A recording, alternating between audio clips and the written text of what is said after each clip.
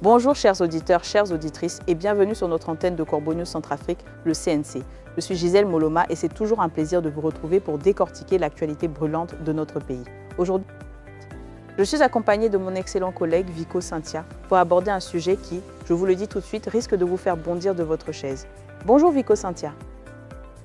Bonjour Gisèle Moloma et bonjour à toutes et à tous. C'est un réel plaisir d'être là. Alors dis-moi, Vico Cynthia, qu'est-ce qui nous met en colère ce matin? Quelle est l'aberration du jour qui nous vient de nos contrées? Gisèle Moloma, nous allons parler d'une histoire tout simplement ahurissante qui nous vient d'Obo, dans le Mbomou.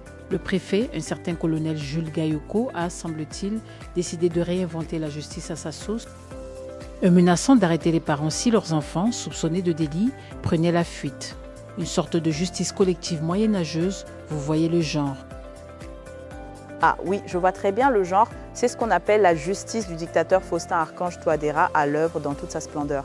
L'article nous explique à Obo, chef-lieu de la préfecture du Mbomou, ce préfet colonel Jules Gayoko impose désormais la culpabilité des proches, menaçant ouvertement d'arrêter les pères et mères après la fuite de leurs enfants, soupçonnés de porter la responsabilité d'actes délictueux. Mais de quelle planète sort cet homme Vico Cynthia?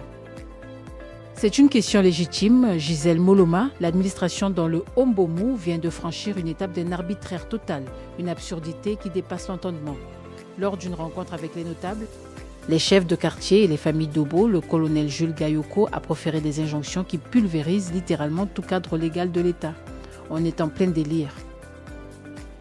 Pulvériser le cadre légal, c'est le mot juste. Ce préfet a carrément annoncé sa volonté d'appliquer des sanctions pénales directement aux parents dès lors qu'un de leurs enfants, ciblé par une enquête criminelle, s'échapperait. Mais c'est une imposture.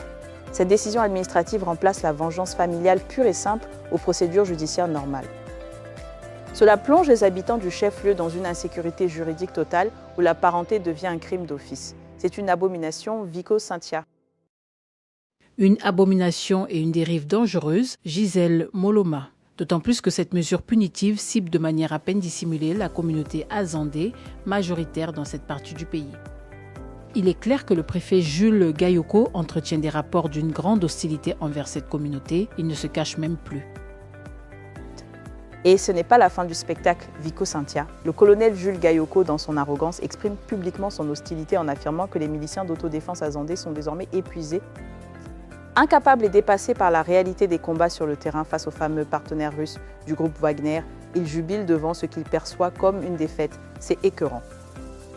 C'est une déclaration qui frise la provocation Gisèle Moloma. Et le pire, c'est que la mise en application de cette stratégie préfectorale se traduit déjà par des actes de violence concrets au sein des foyers d'Obo. Des détachements russes, agissant sous le couvert de cette politique de harcèlement familial, ont récemment pris d'assaut une habitation pour y enlever 3 enfants issus d'une même famille. Enlever des enfants, Gisèle Moloma, on parle de kidnapping ni plus ni moins. C'est au-delà de l'entendement. Kidnapper des enfants sous couvert d'une politique administrative absurde et illégale, c'est le signe d'un régime qui a perdu toute boussole morale et légale.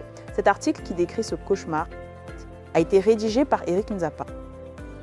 Une situation qui appelle à une mobilisation générale, Gisèle Moloma. Nous encourageons nos auditeurs et lecteurs à nous faire part de leurs témoignages. Vous pouvez contacter Corbeau News Centrafrique par téléphone ou WhatsApp au +236 70 16 44 65. Merci de nous avoir suivis et à bientôt.